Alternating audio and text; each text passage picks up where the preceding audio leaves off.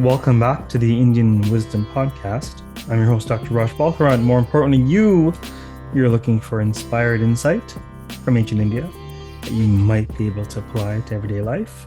And you might be into a tale or two. Today's tale actually is about the great sage Mārkaṇḍeya. We'll soon learn why he's great. We'll learn about his origin story.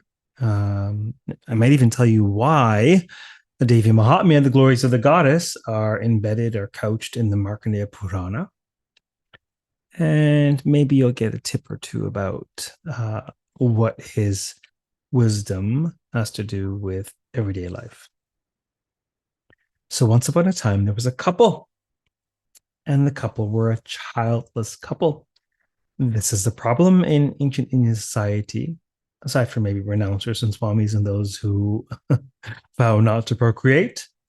But this is a problem because procreation is crucial to satisfy one of the three great debts, ranas. And this has to do with your debt to the ancestors, the pitrus, right? How do you repay the debt to the, thousands upon thousands of individuals who strove upon this earth so that you may live today? Well, by propagating the line, by having a child. So they were childless, and there weren't exactly fertility clinics in that day and age, and so they took to penance, austere worship, steadfast devotional propitiation, worship, veneration, invocation of the great god, you guessed it, Shiva. Now, one might ask, Shiva, the destroyer, the great celibate yogi? Well, he's also a family man. If you pan to camera too, you'll see him and Parvati and Ganesha, etc., etc. But typically, Shiva's Yogeshwara. Why would they worship this austere, ascetic deity of destruction in order to have a child? Well, destruction and creation, they're two sides of the same cosmic coin. And that coin deals in the currency of transformation. Life is all about transformation. You can't step into the same river twice, no, can you? So creation and destruction are two sides of the same transformational coin, the currency of life. As soon as something is created, it is actually because something else has come to an end. And when something comes to an end, prima facie, it actually occasions the creation of something else. Look no further than your lunch or breakfast or dinner or snack. The only thing that you can eat actually to survive as a living being is something else that was once alive. And for you to consume it, it must come to an end. It must now be dead.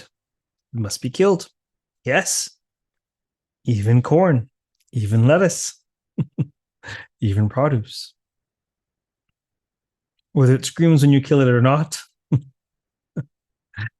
living things must be sacrificed so that other living things may eat.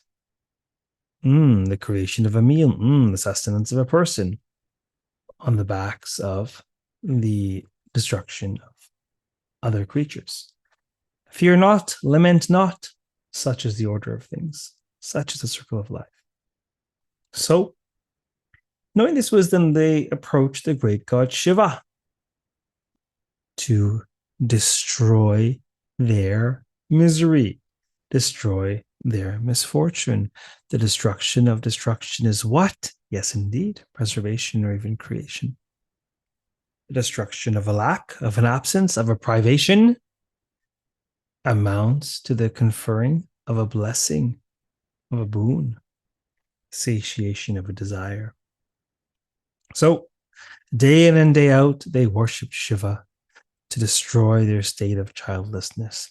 They chanted his sacred syllables. They performed puja, ritual worship, on his Shivalingam. Yes, this is the idiom of devotionalism, of bhakti. Day after day, night after night, they worshiped the great god until, pleased by their sustained penance, the Lord appeared before them. And he asks, what would you like? What boon can I grant you? And they're like, oh, we're so delighted to see you. They paid him reverence. They performed pradakshina, circumambulation before the great god. And they said, well, Lord, you must know our heart. You must know our heart's desire. We wish to have a son. So Shiva pulls out his cosmic iPad, punches in their, social insurance number, or actually it's a spiritual insurance number.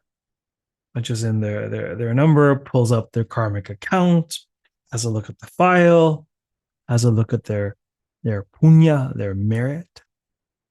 Says, I see here you have enough merit for a son. A son wasn't destined to come in this life for you, neither of you. You were both destined to be childless in this life.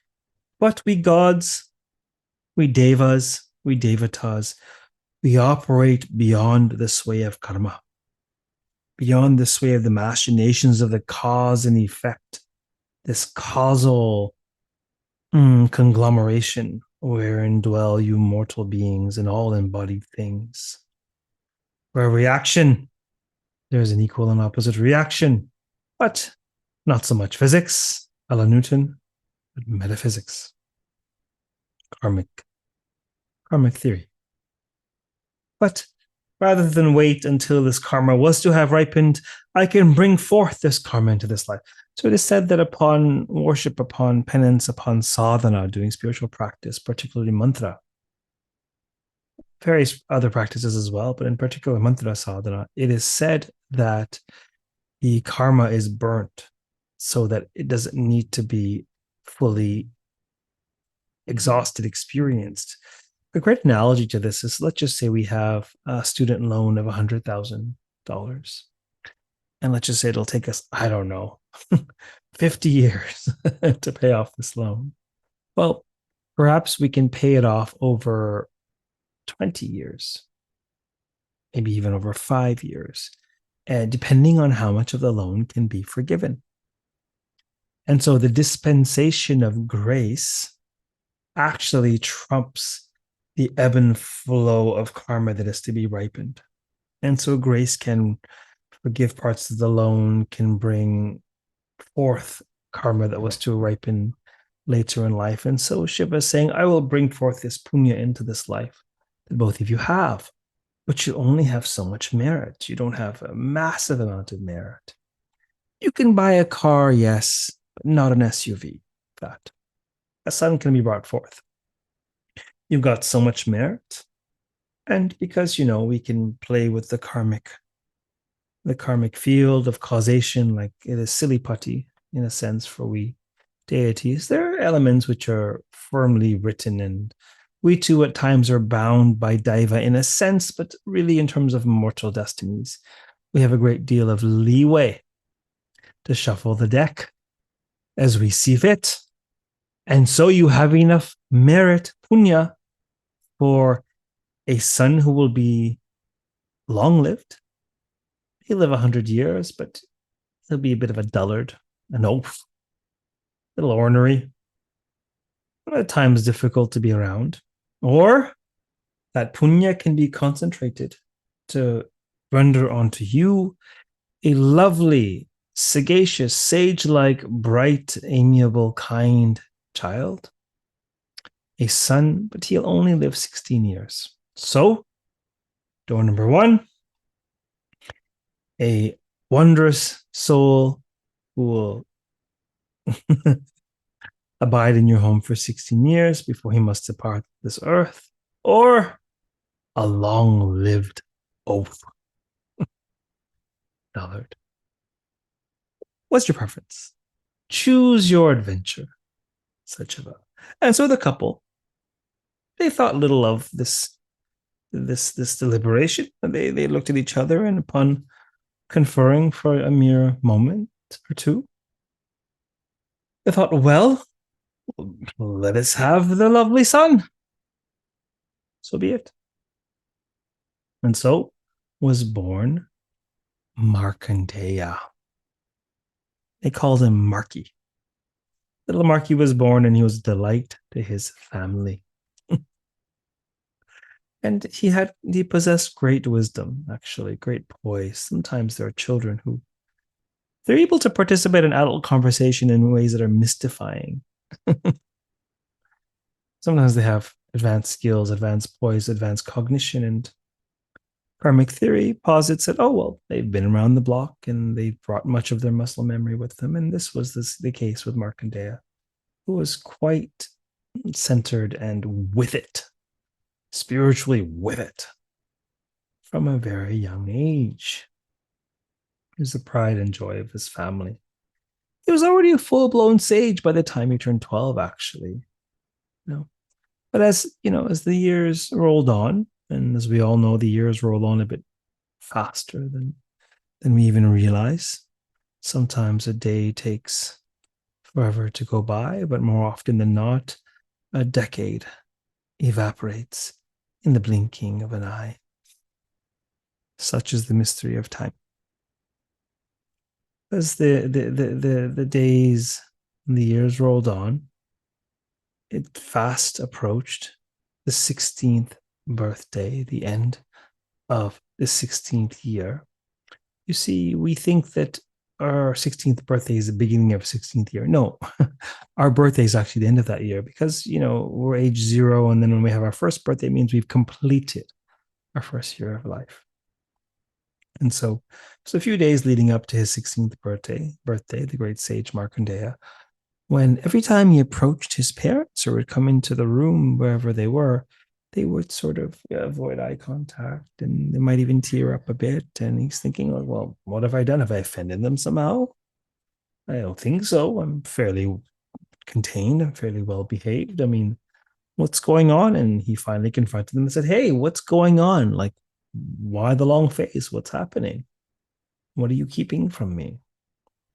And so the couple, his parents, they confessed the story, the origin of his birth. And they they confessed something more profound. They said, we really didn't realize at the time we made this deal with the great god Shiva how utterly painful and horrifying this impending doom would be. And so, we're sort of second guessing our decision making, and we're sort of racked with guilt and pain and fear at losing you. And yeah, so that's why we're sort of delighted to see you, but also not all at the same time. And Mārkaṇḍeya say, oh, is that all? Just take a deep breath. Have you not read the Bhagavad Gita? Do you not know the wisdom of the ancients? I understand that I'm born a sage, and I understand that, I have Muggle parents. But it's all right. We all have to pass. We will all pass. Whether I bury you or you me, or we all leave together by some calamity, it's not a question of whether we live or die. It is a question of when and how we die. That's all it is. You've made the right decision. We've had some wonderful time together. It'll be much more wonderful than the time that you would have had with the other option, and you probably would have created a whole deal of negative karma reacting to a son that was a bit difficult. And so you made the right decision. I'm glad that I got to be with you. We were all meant to die. Let me take leave of you a couple days early. You can process, you can reminisce. Let me take refuge and worship, contemplate, meditate upon the great Shiva in gratitude for this life and to seek his favor, his grace, so that my next incarnation, if I need to incarnate next, will be a noble one, a useful one, a productive one, a dharmic one that accords with dharma. Or better yet, perhaps this is the end of the line, and perhaps I will attain everlasting life in his eternal abode. Either way, I take leave of you. And so Mārkaṇḍeya was off. And Mārkaṇḍeya, like his parents, some 16 years before, worshipped Shiva day and night. He crafted a Shiva lingam, sort of an iconic representation of the great god and his potency, in stone, typically in dark black stone, and he consecrated it with mantras from his Vedic training. He established the energy of Shiva within the lingam, and he visualized the image of Shiva. He chanted dhyana, meditation, or mantras whereby he could visualize the form of Shiva. He chanted the sacred five-syllable mantra to Shiva. Om Namah Shivaya. He offered flowers and flame. He offered water and milk and honey and all sorts of delights he could find in the vicinity of his worship. And so his 16th birthday came, and the sun was about to set upon his 16th year. And the god, the deity Yama, god of death, was approaching him to do what Yama does, to usher one into the underworld at the end of this life. And more than an underworld where it's a final state, it's more of a sorting center. Perhaps there's some penance to be paid there, but overarchingly, it's sort of one huge sorting center to decide where next the soul needs to go. It's a involved revolving door, if you will. Yama's instrument of choice is the noose, with which he ensnares the soul at the hour of death to carry them forth to what comes next. And so Mārkaṇḍeya was sitting there in meditation by the holy lingam, steadfast, fixed. And Patanjali says, yoga is a cessation of the fluctuations of mind. Yoga chitta vritti nirodha tadrashtu surupeva sthanam. Then the seer abides in its own state. Mārkaṇḍeya was in this state, unperturbed, single-pointed consciousness, at one with the one. And so finding Mārkaṇḍeya in this state, at one with the one, and unmovable, unshakable from the vicinity, from the presence of the lingam, he cast his noose, and the noose fell upon both Mārkaṇḍeya and the lingam alike. And as the noose, this great ensnare, symbolizes time and finitude and the finiteness of human life and all things in the temporal realm, as this noose, which symbolizes finitude, ensnare the lingam, the presence of ever-abiding chitta consciousness, Shiva.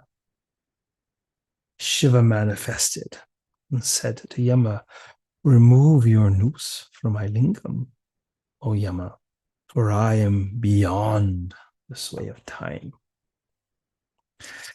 Yama sort of gasped, realizing what he had unwittingly done. He had unwittingly committed a grave insult to Shiva, Lord of Yoga. And Yama gave him his pranams, paid respects, and said, forgive me, Lord. I merely meant to execute my duty, to usher in Mārkaṇḍeya into his next life, where the sun, Surya, is about to set upon his 16th year. And it is written in the Akashic records, the records of the souls who are here, who have come, who will come. It is written in his record. I mean, if you look again into your little cosmic iPad, you'll see this. It is written that he is only meant to be here this time. And it was so written by the declaration from you yourself, O Lord. So forgive me for endeavoring to execute your will. And Shiva beamed and said, all is forgiven. Lord Yama, go well with my blessing for so steadfastly adhering to your duty, but go with my blessing alone and not with Mārkaṇḍeya. For just as my declaration has brought him into this world, this declaration shall keep him in this world. From today until the end of days, when I dance destruction upon the world and beyond, shall Mārkaṇḍeya remain 16 years old, never to pass this age, but to be forever young. And so, my boon to his parent has been satisfied. And two, my boon to this great steadfast sage who has proven his worth through his meditations upon the eternal. What you pay attention to, you become. And so he has become immortalized, eternal upon this day, ever abiding in this youthful state. Go forth with my blessing, Lord Yama, but not with the everlasting Mārkaṇḍeya. And so Lord Yama took leave of Mārkaṇḍeya. And Lord Yama took leave of the great Shiva. And Mārkaṇḍeya beamed before the Lord, and Shiva beamed. See, Shiva and Mārkaṇḍeya both understand that Yama, death, is merely an instrument of karma, merely an instrument of the ripening of this realm, Prakriti. All that is ripened in this realm has a genesis and has a termination. And cyclical is the nature of this realm.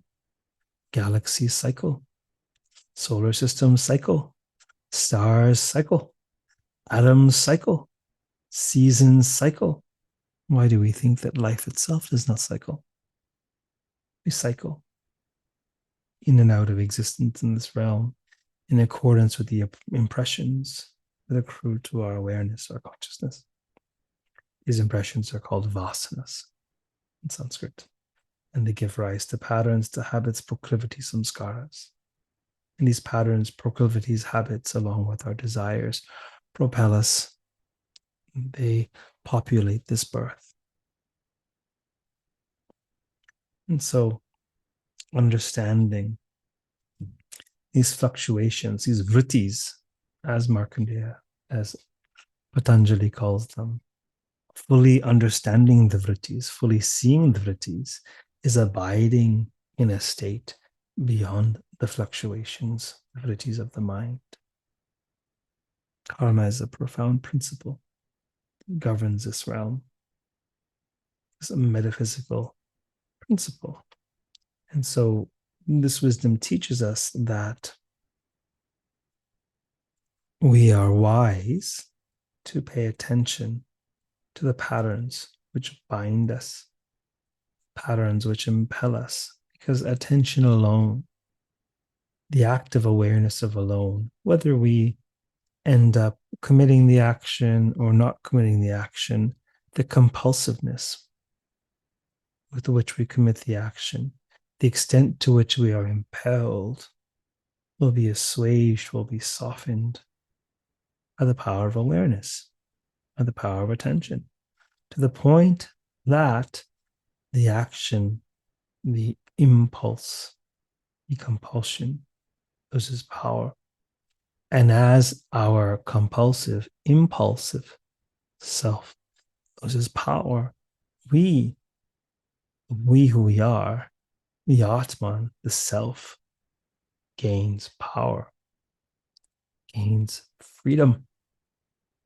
Ultimate awareness renders ultimate freedom, which the ancients describe as moksha, liberation. Liberation from the bondage of this patterned, impulsive realm. So, this is the story of the great Sage Mārkaṇḍeya and how he, by the grace of Shiva, realized his immortal nature. Hope you've enjoyed this tale. I've certainly enjoyed sharing it with you. Perhaps you'd like to study with me, you're more than welcome to. I have an online school called the Indian Wisdom School. Perhaps you might even like to come to study in person at one of the international retreats I run. By all means, you can check out what I'm up to professionally at rajbalkaran.com, and check out the online school in particular at indianwisdomschool.com. We're hoping to reach some people with this podcast. Hoping to get these teachings out from behind a paywall. So by all means, please, if you find this valuable, share it, like, subscribe. It really is a help. Keep well until next time. Feel free to reach out if there are requests or particular content you'd like me to expand on. Take care. Namaste.